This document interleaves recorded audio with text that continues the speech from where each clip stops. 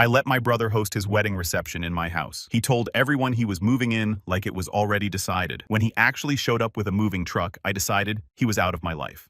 I 28 male build things that go to space for a living. Aerospace engineer sounds cool, but what it really means is long hours, constant problem solving, and living on takeout for years while trying to prove yourself. It paid off, though. Last year, I bought a 4-bedroom place in Northern California. Nothing insane, just clean, quiet, and mine. Every nail, every beam paid for with my own work. My younger brother, Jimmy, 25 male, is the total opposite. If I'm the guy who plans 10 steps ahead, he's the guy who trips over step 1 and somehow blames the stairs. He's been laid off twice already this year, says the companies were toxic. Translation: he showed up late and expected promotions for existing. Mom and Dad Robert and Patricia still treat him like a genius in disguise who just hasn't been discovered yet. To them, Jimmy's potential is endless. Meanwhile, my achievements are expected. I get the classic, "You're so lucky, you're smart" speech every family dinner, followed by a reminder that Jimmy just needs a break. I stopped arguing years ago. You can't debate logic with people who worship delusion. When Jimmy announced his engagement, I was honestly surprised anyone agreed to marry him. Her name was Heather. First time I met her, she was sweet, polite, called me such an inspiration. She even brought cookies. My parents looked like they'd won the lottery. "She's perfect for Jimmy," Mom said, grounded, responsible. Yeah, right. The first time I saw the way she looked at my house, I could tell she wasn't just seeing a home. She was seeing square footage. A week later, Mom organized a big engagement dinner at their place. Family everywhere. Jimmy walked in holding Heather's hand like he just invented love. I congratulated them genuinely. I might think my brother's a walking headache, but I don't root against family. Dinner started off normal enough until Mom smiled at me across the table. "Jordan," she said, "since you're doing so well now, maybe you could help your brother out a little with the wedding expenses." Fork halfway to my mouth, I froze. "Help how?" I asked, already knowing where it was going. "You know," she said, tone like it wasn't a loaded question. "Just chip in. It had means so much. Family supports family." Jimmy grinned. "It's not a big deal, bro. We're just a little tight right now after the layoff." I set the fork down. "Mom, I'm not paying for the wedding." She blinked like I'd said something offensive. "It's not about paying for it. It's about being part of it. I'll show up, eat, clap, and go home. That's as part of it as I want to be." The table went silent for a second. The kind of silence that says everyone's waiting for me to back down. But I didn't. I worked for what I have. I added, "I'm not anyone's backup plan." Heather tried to smooth things over. "Of course we totally understand. You've worked so hard and we'd never want to pressure you." The words were right, but the smile didn't match. That's when I realized she was good, really good at reading the room. The rest of dinner was small talk, stories, jokes, everyone pretending the moment hadn't happened. But as the plates cleared, Mom leaned in again with that casual tone she uses before dropping a bomb. "You know, Jordan," she said, "your backyard would be perfect for a wedding." I laughed, thinking she was joking. She wasn't. "Mom, my house isn't a venue." "Oh, but it's beautiful," she continued. "You have all that open space and the patio. It would save them so much money." Jimmy jumped in immediately. "Yeah, bro, that would actually be amazing. Just the ceremony, or maybe both, will figure it out." I looked at both of them. "No, I just finished landscaping. I'm not turning my home into a circus." Mom gave me that disappointed stare that used to work when I was a kid. "You're always so defensive. We're just talking." "Then let's stop talking about my house," I replied. That killed the conversation, at least for the night. When I finally got in my car, I sat there for a moment watching the house lights behind me. Same pattern as always. Jimmy makes a mess. Mom and Dad hand him a mop, but I'm the one expected to clean it up. I thought about all the little money favors they'd hinted at over the years. Just a loan, just a small help. You can afford it. And how I'd said no every time. It never changed. Anything changed. They just got more creative with the guilt. In my family, no isn't a boundary. It's an invitation to argue, and I was about to find out just how far they'd go. 2 months after that dinner, my phone started blowing up in the family group chat. Pictures of flowers, cakes, and table settings. Jimmy had big news. They'd officially booked a fancy local venue, some vineyard out by Napa. Everyone was hyping them up like they just landed a royal deal. Mom wrote, "So proud of you two for being responsible." Dad added, "See, hard work pays off." I didn't respond. For once, it looked like I was off the hook. Then 3 months later, I got a call from Mom. The tone said everything before the words even landed. Honey, I don't know how to tell you this, but the venue fell through. I leaned back in my chair. Fell through how? Well, she started. Apparently the deposit got messed up. The owner double booked them or something. I could already smell the lie through the phone. So they're getting their money back. Not exactly. There was a misunderstanding, she said, drawing out the last word. Anyway, they've lost the spot and can't afford another one. Poor things are devastated. I didn't say anything. There was a pause, and then the real reason for the call came out. Jordan, we were thinking, no. I cut her off. You don't even know what I was going to say. You were going to say I should host the wedding at my house. Well, maybe just the reception, she said softly, like that made it better. You'd really be saving the day, sweetheart. I rubbed my forehead. Mom, no. I'm not turning my property into a wedding hall. Just one night, she pleaded.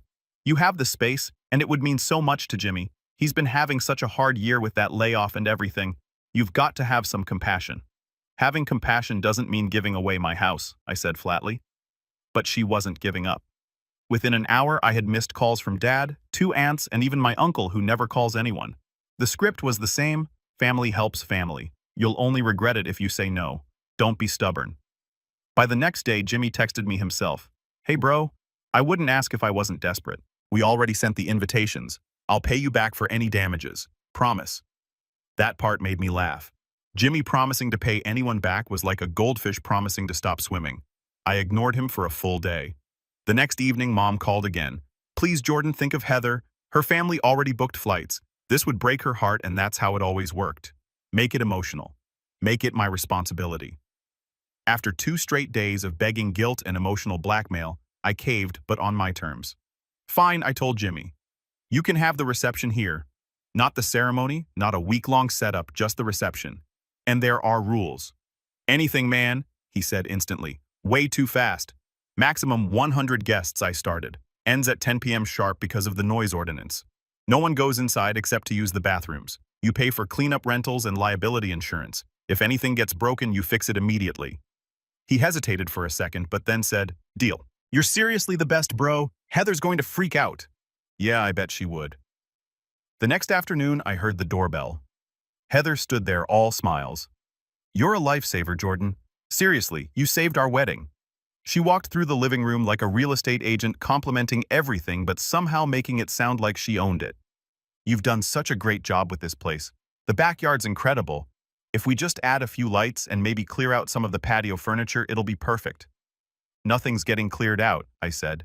You'll have plenty of space. Oh, I didn't mean permanently, she said quickly, smiling. Too big. Just for the night, you know, for photos. Heather, I work in aerospace. I plan every inch of my space carefully, so the answer's no. She laughed like it was cute that I said no. You're funny. I wasn't joking. Jimmy wasn't any better. He'd text me random updates about how stressed he was, throwing in lines like, man, wish I had your kind of stability, or you're lucky you don't have to worry about money. It was obvious he wanted me to feel guilty for having what he didn't. I wasn't falling for it. By the end of the month, they had every vendor in the county lined up. Caterers, photographers, florists, all of them wanted to see my backyard to plan logistics. I started turning them away at the gate. One day I caught Heather there again, this time with her mom. They were walking the property line with a measuring tape like they were designing a park. Heather, I called out, did we forget what I said about permission? She turned wide, smile still plastered on. We're just visualizing. Nothing's changing. Then visualize from the sidewalk, I said. Her mother gasped like I'd slapped someone. Heather's smile twitched, but she said, of course we'll leave. They left. 10 minutes later, my mom called me. Why are you being rude to Heather? She's trying her best. You're making this so hard for everyone. That was when I realized this wasn't about helping family anymore. It was about control. I'd opened the door an inch, and they were already trying to drag me through it, and deep down I knew this was just the warm-up. A week later, my phone started buzzing again. Random relatives asking about my brother's wedding at our house. The first time I saw that phrase, I thought it was a typo, but then it kept popping up. Can't wait to see the backyard. You guys must be so excited, you guys. I opened Facebook, scrolled through Heather's latest post, and there it was in plain text. Can't wait to celebrate our big day at our home surrounded by friends and family. My home, my backyard, but apparently now their home. I called Jimmy immediately. Why are you telling people the reception is at your house? He sounded half asleep. It's not a big deal, man. It's just easier that way. I didn't want to stress you with details. Not stressing me. You're literally making it sound like you live here, he sighed. You always get so technical about everything. It's just wording, right? And wording becomes lies when it's repeated enough, I said, then hung up before I said something worse. 2 days later, I got an email from the caterer confirming final numbers. 192 guests. I thought it was a mistake. I called the company. Yeah, the woman said cheerfully. Your brother approved it yesterday. You've got a big crowd coming. I nearly dropped the phone. No, I approved 100 guests, not 200. She paused. He said you expanded the list since it's family. Of course he did. I texted Jimmy. Why is the guest list double what we agreed on? He replied 10 minutes later. Miscommunication? Heather's family is bigger than we thought. Fix it. 100 maximum. Come on, bro. People already bought tickets. You can't uninvite them now. Not my problem. He left me on red. By that point, I was done playing nice. I sent him a message outlining the new rule. No paperwork, no reception. I wanted a one-page house rules acknowledgement signed immediately. Basic terms until my lawyer sent the formal contract. When he finally came over, he looked like a kid caught stealing. Heather tagged along, acting bubbly. You're so organized, Jordan, she said, fake laughing as I slid the papers across the table. We totally trust you, but if it makes you feel better, it's not about feelings, I cut in. It's protection. If someone breaks something or gets hurt, I'm not getting sued. Jimmy signed reluctantly, but I could tell he hated every second. It wasn't the legal contract, just my house rules until the real one was drafted. The following weekend was a family dinner at my parents' house. I went because I was tired of being painted as the villain. When I arrived, Mom was already setting out extra plates, cheerful as ever. I'm so glad you came. Maybe we can all just relax tonight. Relaxing lasted about 10 minutes. I was in the kitchen getting a drink when I heard my name from the living room. Heather's voice floated in soft but confident. After the honeymoon, we'll stay in the guest room for a bit. It's perfect until we find something. Jimmy laughed. Yeah, it's temporary. He won't even notice we're there. The glass nearly slipped out of my hand. I stepped into the room. Excuse me? What did you just say? Heather froze mid-sentence. Oh, Jordan, you were just planning to move into my house. Jimmy stood up, hands raised. It's not like that. It's just for a few months. Rent's crazy right now. You've got extra rooms. I use them for guests, not freeloaders, I said. Mom came in from the dining room, clearly catching the tail end. What's all this? They're telling people they're moving into my house, I said flatly. Mom's expression brightened. Oh, that's a wonderful idea. You have so much space, Jordan. It'll help them get started. Mom, no. I didn't agree to that ever. Mom's voice rose. You're seriously going to make your own brother struggle when you've got 4 bedrooms? I'm not his landlord or babysitter. He's an adult. Heather's eyes welled up like she'd practiced it. We just thought you'd understand. You're so independent. You've got everything figured out. We just need a little time. Then figure it out yourselves, I said. That's when Dad spoke up, tone firm. Son, this isn't about money. It's about family. You have a roof. They don't. They had a roof, I said, glaring at Jimmy. Then he lost the deposit on another dumb idea, didn't he? Jimmy's face went red. That's not what happened. Really, I asked. Because somehow every time you invest in something, it disappears. Jimmy widened his eyes. I said, if they think they're moving in afterward, then this reception shouldn't happen at all. The room went dead silent. Jimmy looked at me like he couldn't believe I'd said it out loud. Mom's jaw dropped. Heather sobbed harder. You wouldn't, Dad said. Try me, I replied. I've been more than fair. You all keep pushing. Push one more time, and the answer won't be a warning. It'll be final. No one spoke. The only sound was the clock ticking in the corner. I put my glass in the sink and walked out without another word. They'd already crossed the line. I wasn't letting them cross another. The next morning, I sat at my desk with my coffee and pulled up my lawyer's number. If my family wasn't going to respect boundaries out of decency, then I'd make sure they respected them legally. When Thomas picked up, I explained everything from the reception deal to the moving-in stunt. He didn't even hesitate. You need a non-tenant agreement, Jordan, something that states no one has residency rights, storage rights, or any claim to your property. It protects you if they ever try to pull a squatter stunt. Perfect, I said. Write it like they're already planning something. By noon, he emailed me the draft. It was exactly what I needed. Short, clear, and impossible to twist. It didn't even need their signatures to take effect, but I printed 2 copies anyway, just to make the point. When I offered it later, they refused to sign, which honestly just confirmed why I needed it in the first place. 1 copy went to my lawyer, 1 stayed in my records, and I left it at that. I figured maybe the family dinner blow-up had done its job. For 3 days, silence. No calls, no texts, no guilt trips. It almost felt like peace. But in my family, peace never lasts. By the weekend, it started again. Mom showed up unannounced, standing in my driveway when I pulled in from work. Her eyes were red, like she'd been crying. Dad leaned against the car next to hers, arms crossed, waiting for backup. I didn't even get out of the car yet when she started. "Jordan, honey, please don't cancel the reception." I sighed. I didn't cancel anything. She wiped her eyes, ignoring that. "Jimmy is heartbroken. Heather's family already bought flights. You can't do this to them. Mom, they tried to move into my house without permission. That's not a small thing. You're making this harder than it has to be," Dad said. "It's one evening, Jordan. Don't let pride ruin the family." "It's not pride," I said. "It's boundaries, something you've never respected." Mom wiped her eyes. "You used to do anything for your brother. What happened to that, Jordan?" "He grew up," I said, and unlocked the door. Dad scoffed. "You think you're better than everyone just because you have a degree and a mortgage?" I turned back to face him. "No, I think I'm smarter for learning from your mistakes. That's the difference." And his face tightened, like I'd said something unforgivable. Mom broke down crying, saying I was heartless and forgetting where I came from. "Where I came from," I said slowly, "is the same place you keep trying to drag me back to chaos." I walked inside, locked the door, and left them standing there. I could still hear Mom crying through the door, telling Dad I'd lost my soul. An hour later, my phone buzzed with a text from Jimmy. "Mom said, you're going too far. I told her you'd come around once you cooled off. We're family. You don't need lawyers for family." I didn't even respond.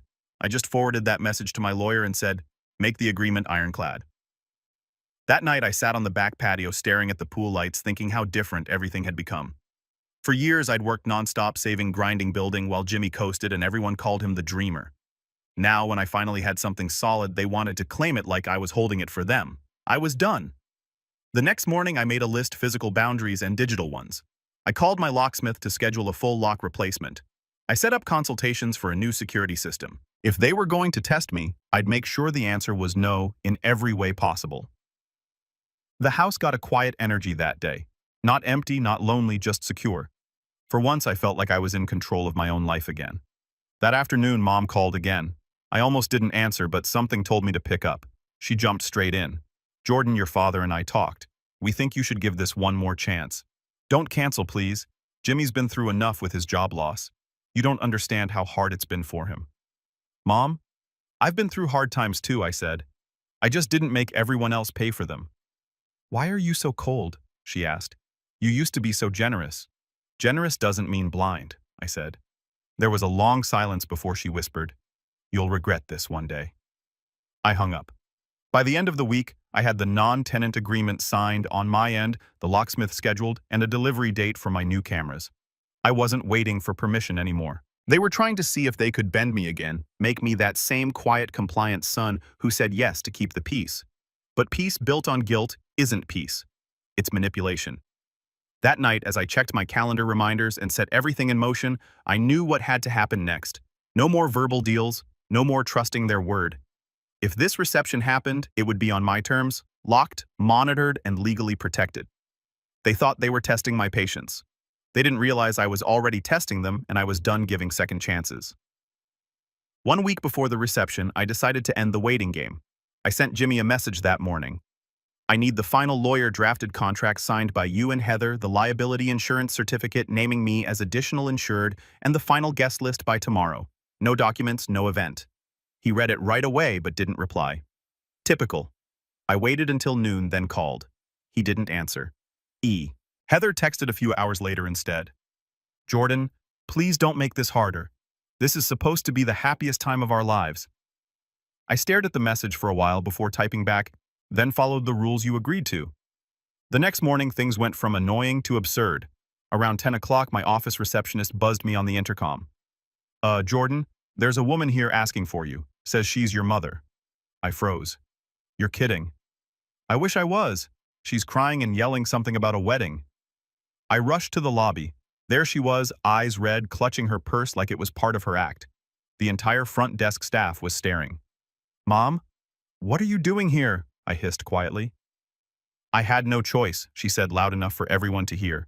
"You're tearing this family apart over a piece of paper. Mom, we're not doing this here," I said through gritted teeth. "Then where? Jordan?" "You keep shutting us out," she snapped. "You're making the whole family look bad." Security approached before I could answer. My boss appeared behind them, silent but watching. I leaned close and said quietly, "This isn't love. It's control. You hate that you can't pull my strings anymore." I finally guided her to her car and said quietly, "Go home. I'll handle this." When I got back inside, my boss just shook his head. "Family drama." "Yeah," I muttered. "The Olympic version." He chuckled. "Take care of it. Don't let it mess with your work." I nodded. I wasn't going to. That night, Dad showed up at my door. No warning, just knocking like he owned the place. I opened the door, halfway blocking the entrance. "Dad, son," he sighed dramatically. "I came here man to man. You need to end this nonsense and stop humiliating your family." "Setting boundaries isn't humiliation," I said. He crossed his arms. "Keep acting like this, and don't expect to be in the will." I actually laughed. "What will the one you already spent helping Jimmy start those failed businesses?" His face reened. "You're out of line." "No," I said calmly. "I'm just finally telling the truth." By now, I was completely numb to the theatrics. Every time I stood firm, they escalated. They didn't want peace. They wanted control. The next 2 days were quiet again, which only made me more suspicious. Then on Thursday evening, I got an email from Jimmy. No apology, no greeting, just attachments, the fully executed contract, and the insurance certificate. Finally, I thought, great, maybe now I can relax. Nope. 10 minutes later, my phone started buzzing nonstop. Jimmy had sent a mass family group text. "Despite Jordan's threats and constant mistrust, we've agreed to his strict demands just to keep the peace. It's sad that property and paperwork mean more to him than family, but we'll go along." Within minutes, replies started pouring in. "Jordan, really? This is disappointing. You've changed. You're doing the right thing. Don't let them guilt you." Half the family turned against me, half supported me. It was chaos. I let the group chat spiral for about 10 minutes, then replied once. "I'm providing my home for free, covering utilities and taking legal responsibility for 100 guests. The only thing I asked for is respect and protection for my property. If that makes me heartless, so be it." I left the chat after that. No more arguing. Later that night, my cousin texted privately, "You handled that like a boss. Everyone's talking about it." "Good," I replied. "Let them." By the next day, I'd made my final preparations. I wasn't taking any chances. I called a licensed private security company and hired 2 off-duty police officers through them for the day of the reception. They'd monitor the gate, check IDs against the guest list, and make sure no one overstayed their welcome. Then I called my best friend David. I told him the whole situation. He laughed for a solid 30 seconds. "Man, your brother sounds like a full-time headache," he said. "More like a lifelong migraine," I replied. David offered to stay with me during the event. "Me and Sarah will come over early, help keep things under control. You're not facing this circus alone." "Appreciate it," I said. "I'll supply food and coffee. You bring patience." Deal. When I hung up, I double-checked everything. Cameras, contracts, insurance, and locks. Every part of me was done worrying. I didn't feel anxious anymore. The kind of calm you get when you've already accepted the outcome. I knew one thing for sure. Whatever happened next, it would be the last time anyone tried to cross me in my own home. The morning of the reception started earlier than I wanted. I woke up at 6:30 to the sound of voices in the backyard. Vendors. They weren't supposed to show up until 9. When I walked outside, 3 delivery trucks were already parked along my driveway, and half a dozen people were unloading equipment like they owned the place. "Who told you to start now?" I asked the man dragging tables across the lawn. Heather," he said. "She said the homeowner approved early setup." "Yeah," I said. "The actual homeowner didn't." He blinked. "So should we leave? You can leave the equipment and come back at 9 o'clock like your contract says." They shuffled awkwardly, muttering something about bridezillas. I didn't care. By 8 o'clock, my best friend David arrived with his wife Sarah. They brought coffee and backup energy. "Morning, Captain." "Calm," David joked, setting down a box of muffins. "Ready for the circus started 2 hours early," I said. pointing toward the yard.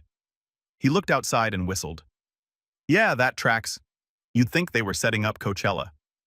At 8:45, a woman in a headset appeared at my front door. Heather's so-called wedding planner. She smiled like a car salesperson. Hi, I'm here to set up the bridal suite. What I asked. The bridal suite. The bride needs a space to get ready. We're thinking your master bedroom would be perfect. Before I could even reply, David stepped in. Not happening, he said. Calm but firm. There's a hotel booked for that. You can leave now. She blinked at him, then turned back to me. Is he serious? Completely, I said. Her smile twitched and she walked off in a huff, muttering something about control issues. By 10, the catering team arrived. They were fine professional on schedule. But then came another problem, the chairs. I counted them myself. 150. I'd only approved 100. I stopped the workers mid-unload. Take 50 back. They showed me an order signed by Jimmy. He said, you changed your mind. Then he lied. Remove them. They grumbled, but they did it. Next came the sound system. It was massive. Giant speakers, subwoofers, DJ booth, the works. The noise ordinance in my area was strict. Who ordered this? I asked the delivery guy. He shrugged. The groom said it was okay. David stepped forward. Nope. Load it back up. They can use their original setup or nothing. By noon, the yard was finally under control again. Every table aligned, every vendor checked. I even took photos of everything for proof. Around 4 o'clock, guests started arriving. The 2 off-duty officers I hired stood at the gate with the guest list. They turned away anyone not listed. You could hear the grumbling from across the lawn. Wow, Jordan really went full security guard mode, one aunt whispered. Another cousin responded quietly. Can you blame him? Jimmy's been pushing his luck for months. At least someone got it. By 5, the reception started, and for the first hour it actually went okay. The weather was perfect. The food smelled incredible. For a brief moment I thought maybe, just maybe, they'd behave. But peace doesn't last long in my family. At 6:15 I was refilling my drink when I overheard my Aunt Carol say, So when are you two moving in with Jordan? Such a nice setup here. I froze mid-step. Jimmy laughed. Soon as we get back from the honeymoon, it'll be nice to have a real home base, Heather added sweetly. Just until we get back on our feet. Jordan has been so generous. I set my glass down and walked over. Funny, I said. I don't remember agreeing to that. Heather blinked, pretending to be surprised. Oh, Jordan, I didn't realize you were right there. Clearly, I said the rest of the night was tense. People kept sneaking glances at me, whispering. The air had shifted. Half the guests siding with them, half silently supporting me. By 9:45, I'd had enough. I gave David a look, and he nodded. At exactly 10 p.m., and I went inside, opened the control panel, and flipped the breakers connected to the backyard lighting and sound system. The music stopped mid-song. The lights went out, leaving only the pool glow and a few string bulbs. Murmurs spread fast. What happened? Did the power go out? No, I said loudly enough for everyone to hear. Reception's over. Thank you for coming. Please exit through the front gate. Guests started gathering their things, some annoyed, others relieved. The officers directed traffic, making sure no one lingered. Jimmy stormed over, face red. Are you serious right now? The party's not even done. It ended at 10 o'clock, I said calmly. That's what you signed. Heather's eyes filled with angry tears. You made us look like fools in front of everyone. I stared at her evenly. You're lucky I hosted it at all. Jimmy opened his mouth to argue, but I held up a hand. Don't. Just leave. They glared at me for a moment before walking away, Heather muttering something under her breath. By 10:30, the backyard was empty, except for me, David, and Sarah. The cleaning crew arrived quietly, working fast under the dim lights. When the last chair was packed up and the last bag of trash hauled off, I locked every door, checked every camera, and stood in the middle of my living room surrounded by silence. The house finally felt like mine again.